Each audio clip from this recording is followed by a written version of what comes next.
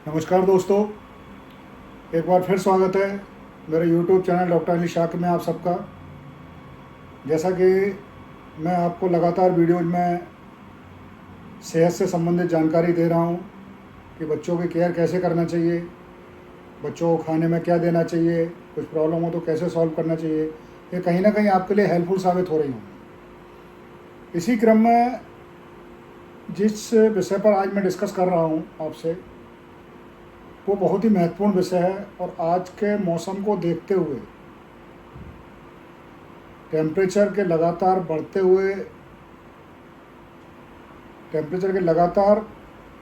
हुए रुख को देखते हुए इस विषय की जानकारी आपको होना अत्यंत आवश्यक है। तो आज हम बात कर रहे हैं हीट स्ट्रोक। हीट स्ट्रोक यानी कि लू।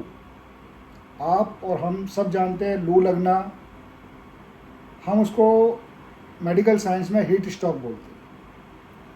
तो हीट स्ट्रोक, सबसे पहले तो ये बताना चाहूँगा कि हीट स्ट्रोक होता क्या है।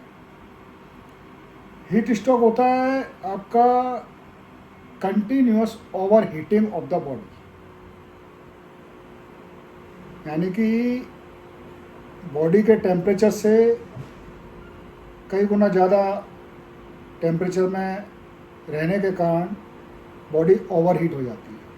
बॉडी की एक टॉलरेट क्षमता होती है कि जहाँ तक वो टॉलरेट कर सकती है, अगर उसके ऊपर टेम्परेचर जा रहा है तो डेफिनेटली बॉडी पर दुष्प्रभाव पड़ता है।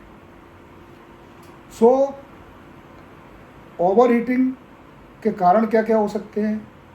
Prolong exposure of the heat, यानी कि गर्मी में अधिक समय तक रहने के कारण, या फिजिकल एक्सर्शन ड्यूरिंग हीट।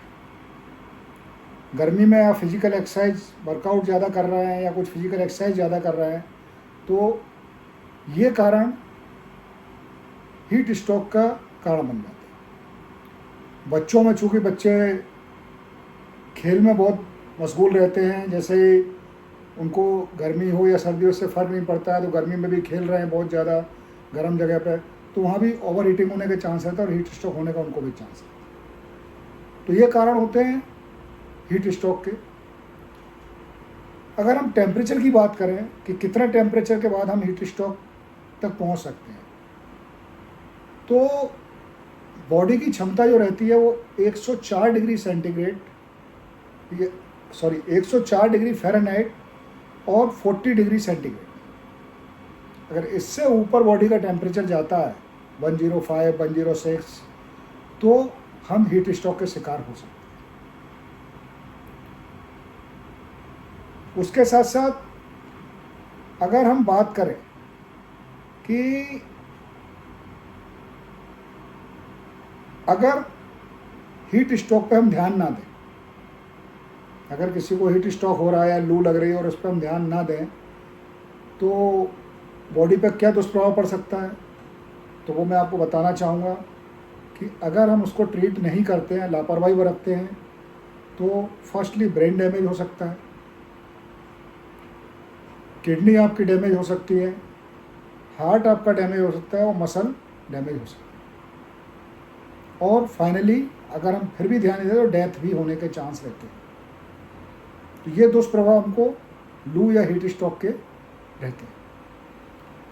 अगर हम उनके लक्षणों की बात करें कि हीट स्ट्रोक को हम पहचानें कैसे, क्या क्या लक्षण होते हैं, तो मैं लक्षण आपको बताने जा रहा हूँ। सबसे पहला लक्षण हाई बॉडी टेम्परेचर, यानी 104 डिग्री फ़ारेनहाइट या 40 डिग्री सेंटीग्रेड से ऊपर अगर टेम्परेचर है तो आप हीट स्ट्रोक के शिकार हो सकते हैं। सेकंड, मेंटल स्टेट और बिहेवियर आपका अल्टर्ड होना शुरू हो जाता है, यानी जो नॉर्मल बिहेवियर आपका रहता है, जो मेंटल स्टेट रहता है, वो अल्टर होना शुरू हो जाता है, यानी आप कुछ भी बोलना, व्यवहार अजीब सा करने लगेंगे हीट स्ट्रोक के दौरान, क्योंकि हीट स्ट्रोक का असर डायरेक्ट आपके ब्रेन पर हो रहा है। उसके अलावा इसमें हम जो देखेंगे, एक तो कन्फ्यूजन वाली स्टेट आपको फील होगी, एजिटेशन वाली स्टेट फील होगी, स्लर्ड स्पीच होना शुरू हो जाएगी, यानी जुबान आपकी लड़खड़ाने लगती है, क्लियर नहीं बोल पाते हैं, चिड़चिड़ापन आना शुरू हो जाता है, डिलीरियम यानी कि आपको नींद जैसे झोंके, यानी कि आपको ऐसा लगेगा कि मैं बहुत ज़्यादा थका हुआ हूँ और मुझे सोना चाहिए, डिलीरियम हो सकता है। झटके भी आने के चांस रहते हैं, कई बार झटके भी आ सकते हैं। सिंकोपल अटैक हो सकता है, यानी कि आप खड़े खड़े एकदम से गिर पड़ें, उसको फेंट होना बोलते हैं, सिंकोपल अटैक के कारण होता है। और फाइनली कोमा भी हो सकता है। तो ये हमको बिहेवियर और मेंटल स्टेट में चेंजेस देखने को मिलते हैं। इसके अलावा स्वेटिंग डिक्रीज हो जाती है, इसमें स्वेटिंग कम होती है, जिसके कारण आपको गर्मी बहुत ज़्यादा फील होगी और स्किन ड्राई फील होगी। नौसिया, वोमिटिंग यानी कि चक्कर आना, उल्टी जैसी इच्छा होना, ये आपको देखने को मिलेगा। स्किन आपकी ड्राई, मैंने बता ही दिया आपको, हॉट, रेड और ड्राई स्किन देखने को मिलेगी। सांस आपकी तेज़ चलने लग सकती है, सांस तेज़ चलने लगेगी। उसके साथ साथ हार्ट रेट आपकी बढ़ जाती है, थ्रॉबिंग टाइप का हेडेक होना शुरू हो जाता है आपको। तो इस टाइप के लक्षण आपको देखने को मिलते हैं। ये सारे लक्षण आपको हीट स्ट्रोक में देखने को मिलते हैं। अब अगर हीट स्ट्रोक के आप शिकार हो रहे हैं या आपका बच्चा शिकार हो रहा है, तो इमीडिएट आपको क्या करना चाहिए? सबसे पहले तो उसको कूल एंड ड्राई प्लेस पर लेकर के जाइए। यानी अगर वो बाहर है तो शेड के अंदर कहीं लेके आ जाइए उसको, या कमरे के अंदर लेके आ जाइए। कपड़े तुरंत उसके रिमूव कीजिए, ज़्यादा कपड़े पहना करें, सारे कपड़े रिमूव कीजिए। उसके बाद अगर पानी से भरा हुआ टब आपके पास है तो उस टब में उसको लिटा दीजिए, पूरी बॉडी उसमें सिंक कीजिए। गीला टॉवल लेकर के उससे आप साफ कर सकते हैं, उसका टेम्परेचर कम करने के लिए, या सोक कर सकते हैं उसको। उसके अलावा कूलर चला दीजिए या पंखा चला दीजिए, जिससे एयर के माध्यम से उसका टेम्परेचर कम हो। कूल शावर से अपन नहला सकते हैं बच्चे को उस समय, या दूसरा जो गार्डन में डालने का शावर रहता है उससे भी हम नहला सकते हैं बच्चे को। तो टोटल कुल मिला के बात यह है कि आपको टेम्परेचर बच्चे का कम से कम करना है, या बड़ा भी है उसको आपको लग रहा है कि लू लग गई है या हीट स्ट्रोक है, तो उसके लिए सबसे पहली प्राथमिकता टेम्परेचर कम करना है। और यही उसका इलाज होता है कि हमको टेम्परेचर कम करना है। स्पंज बाथ हम उसमें कर सकते हैं। तो ये अगर आपके आसपास किसी को अगर लू लग रही है या हीट स्ट्रोक हो रहा है, तो ये पहली प्राथमिकता में ये सारे काम आप करें। उसके बाद भी अगर प्रॉब्लम हो रही है, अगर नहीं आराम हो रहा है, तो तुरंत आप अपने डॉक्टर से सलाह लें या डॉक्टर को जाके दिखाएं। अब इससे बचने के लिए हमको क्या करना चाहिए, इसके विषय में थोड़ी सी जानकारी दूंगा आपको मैं। लू से बचने के लिए पहले तो जहाँ ओवर हीट हो उस प्लेस को अवॉइड करें, ना जाएं। टेम्परेचर ज़्यादा है तो बाहर जाना, बाहर ना ही जाएं तो ज़्यादा अच्छा है। दूसरा, जो कपड़े आप पहनते हैं वो इस सीज़न में कपड़े सिंगल लेयर कपड़े पहनना पसंद करें, और कॉटन के कपड़े पहनें, कॉटन के सिंगल लेयर कपड़े पहनें। थर्ड वन, बॉडी को हाइड्रेट करते रहें। हाइड्रेट करने के लिए आपको कोल्ड ड्रिंक, कॉफ़ी, टी इनका सहारा नहीं लेना है।